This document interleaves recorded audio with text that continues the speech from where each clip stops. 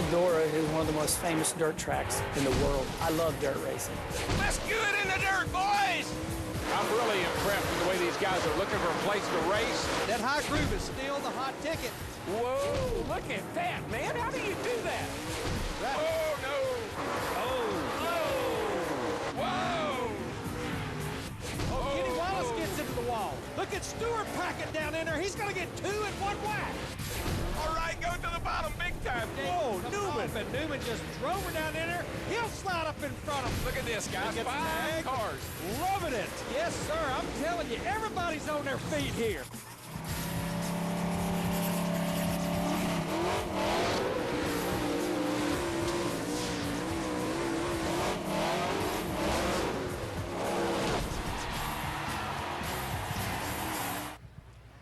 Nestled between two tiny towns in southwestern Ohio sits the Eldora Speedway, a half-mile dirt bull ring where tonight 20,000 plus fans are here to watch the All-Stars take it to the dirt for a lot of great charities. 4 children's hospitals.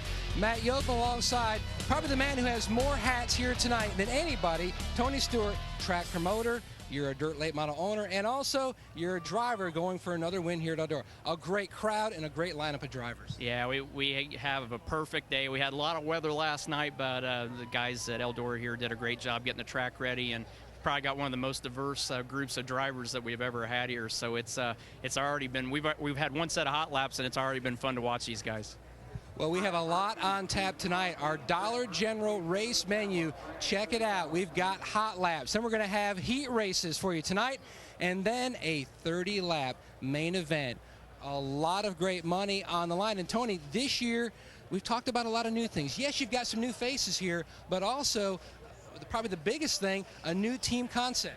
Yeah, having the 4 children's charities here tonight and having the field split up into 4 groups. So we're going to have a race winner, obviously, but we're also going to have a team winner. And so that way everybody's finishing position counts toward their team's points, and that will dictate how the percentages of the proceeds go to these 4 children's charities. And let's explain really the rules for tonight's big Prelude to the Dream. Rules go like this. The lowest team score will win.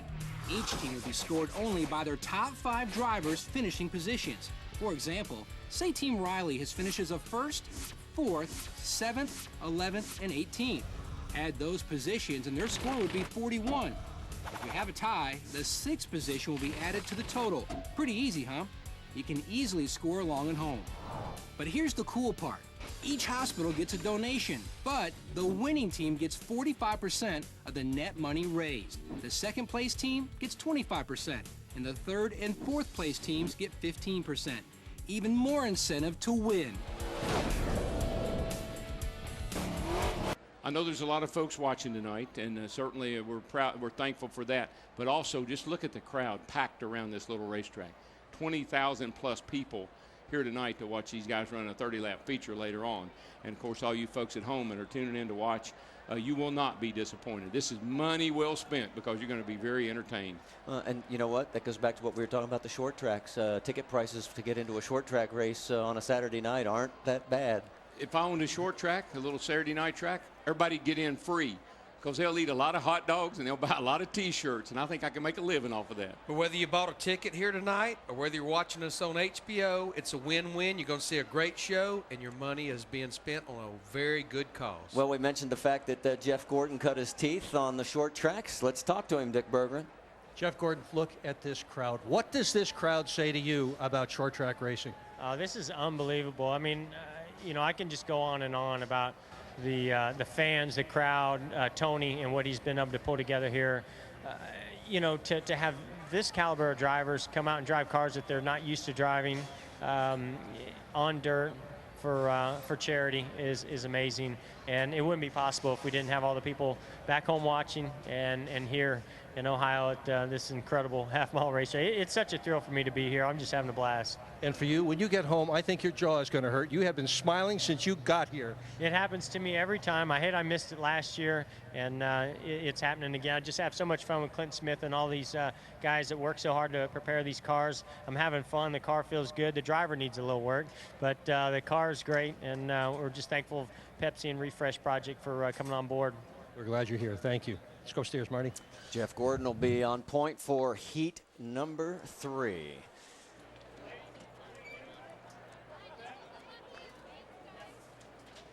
All you need to do is, for the most sports in HD, you got to get DirecTV. And we said this before. Thank you, guys. We love it. Great views from high above.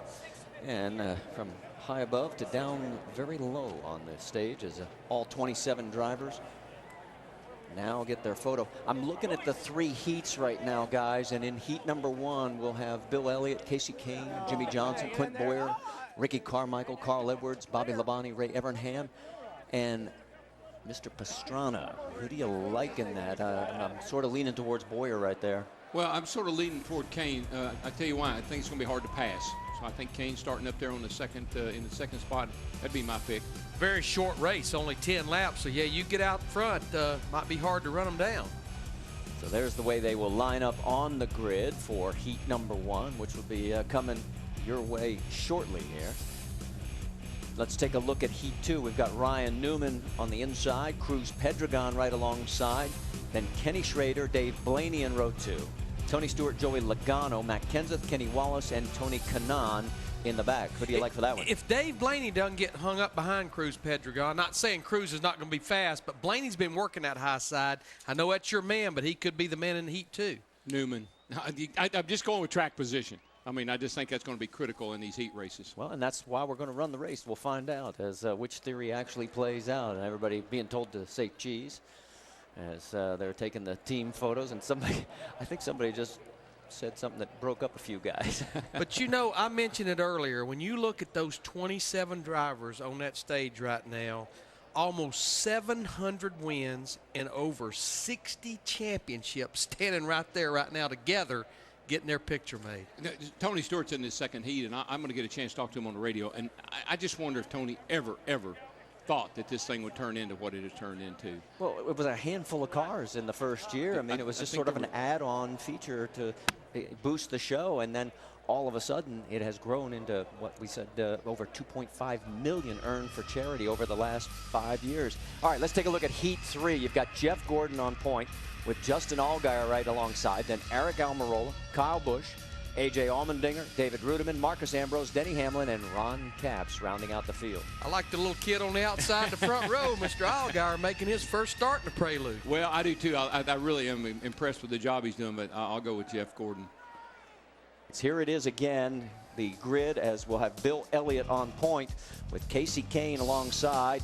DW is saying that it's going to be tough to pass, and we're worrying about or wondering about whether or not Clint Boyer can force his way to the front.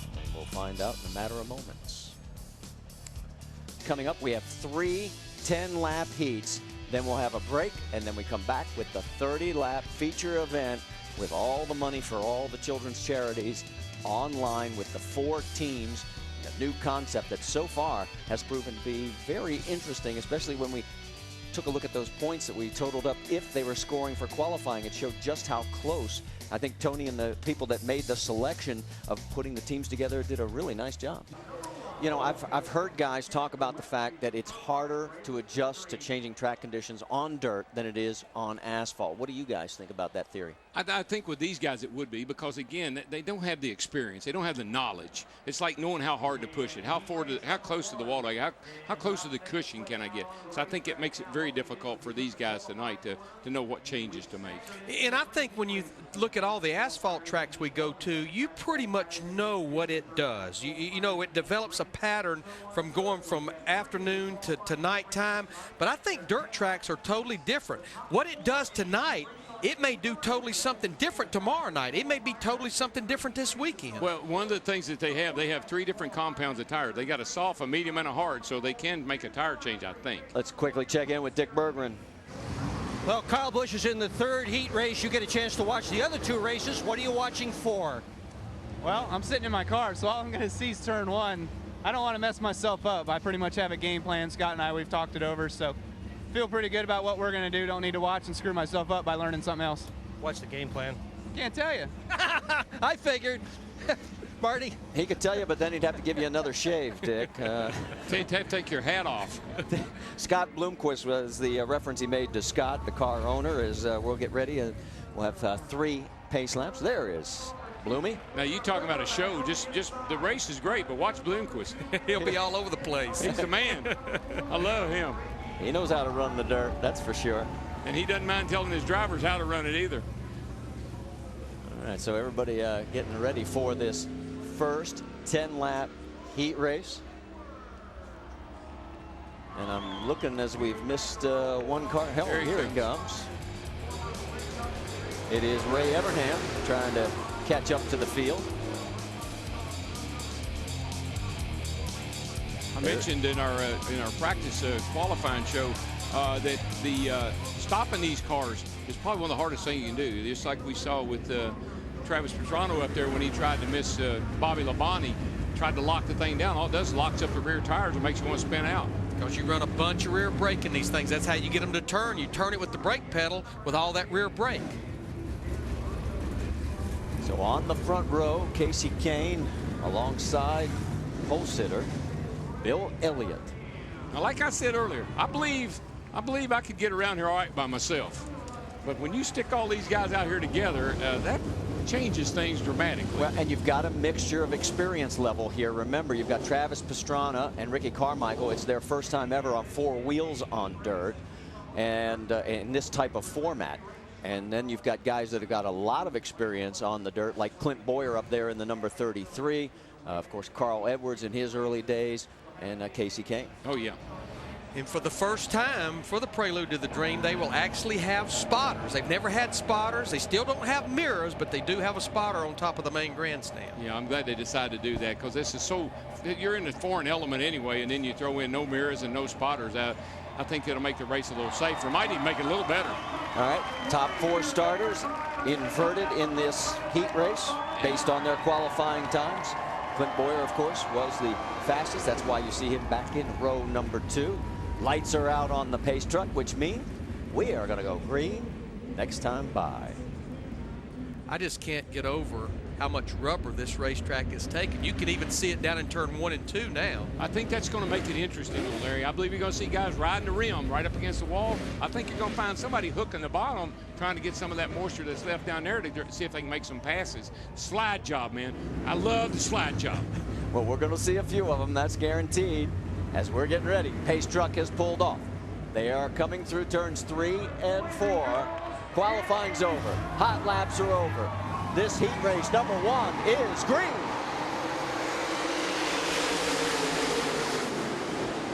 Leave Casey Kane in at 9. He'll get the advantage. Talked about it on the high side, and he just yards him down the back straightaway. And Jimmy Johnson underneath the 33 of Clint Boyer, and it looks like he's going to take that position. Boyer now tries to slide back underneath him. Boyer on the low side.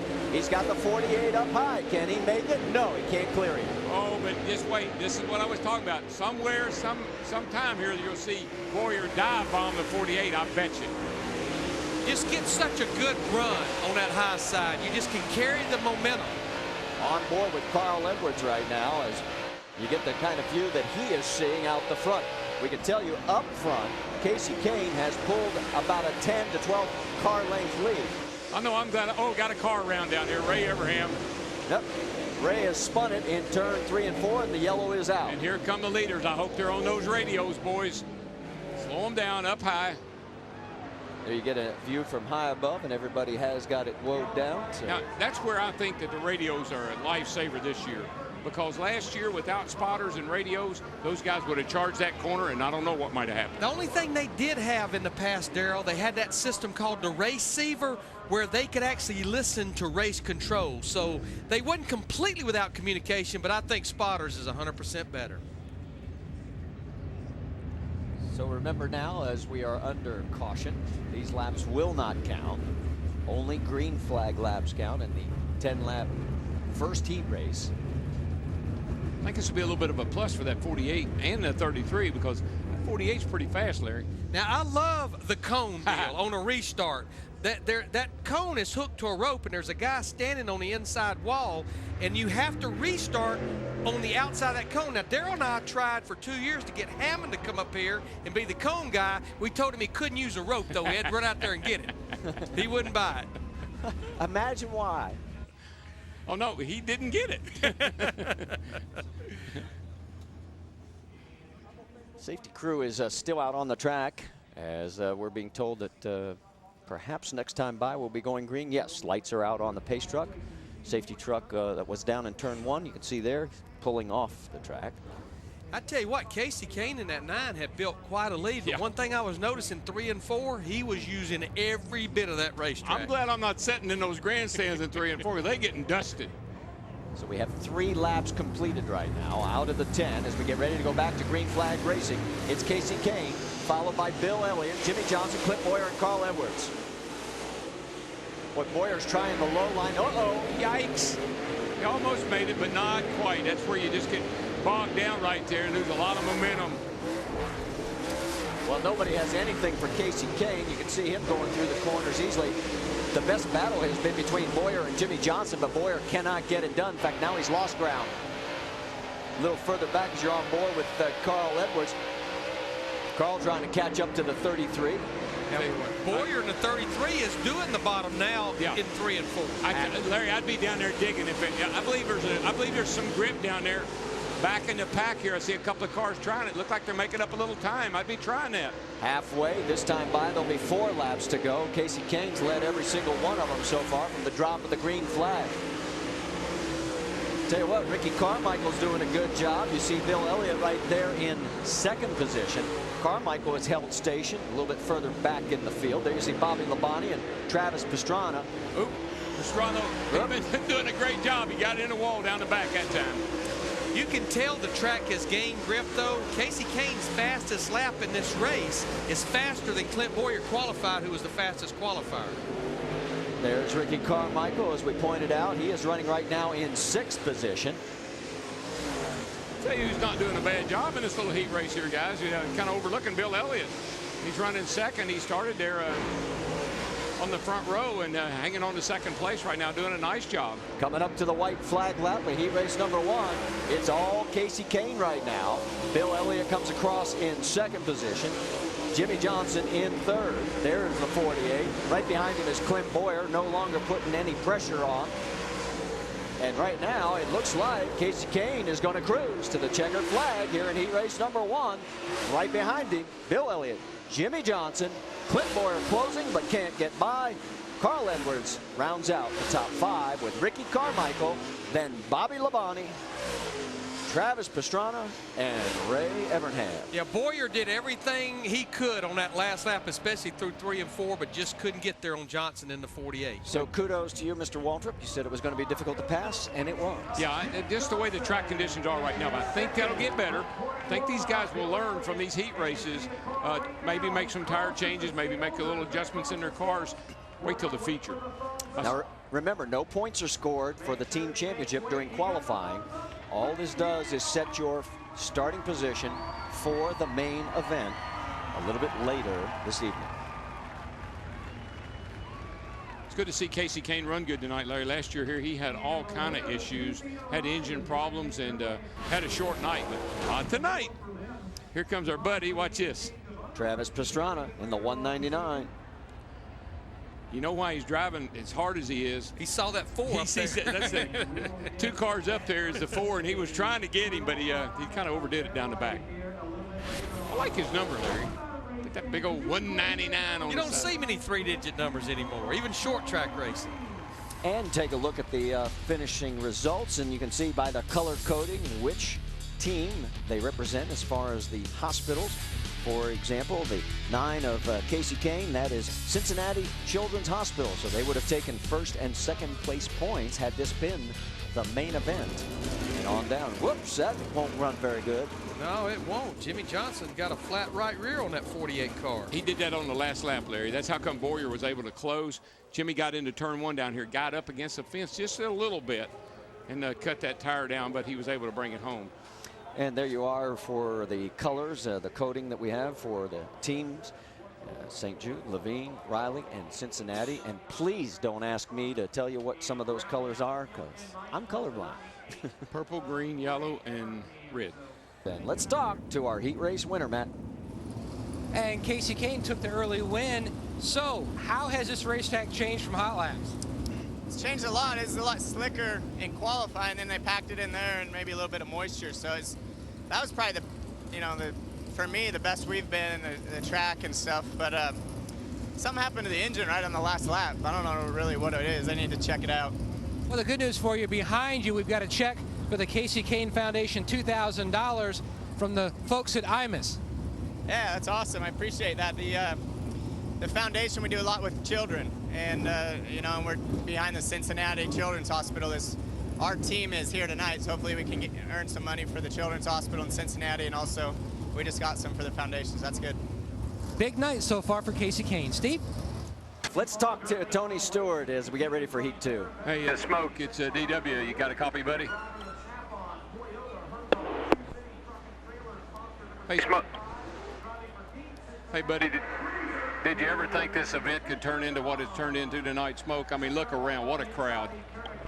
It's awesome. I mean, it's not many places you can go on a Wednesday night in Ohio and have as much fun as we're having here. It's, man, these people here make it awesome. You guys make it awesome, and thanks to HBO and all these drivers, that's that's been the key to it, is having an event like this where these guys can come have fun and not worry about points and go back to doing what we used to do every week and just have fun being racers again.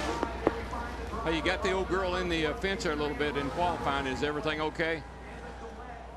Yeah, I only knocked the right front spindle off of it, so it's I've created a little havoc for Mark Richards and all the Rocket Chassis guys, but we got a good race car here, and we put back on it what we had here for the Dream last year in the heat race, so it should be pretty good here.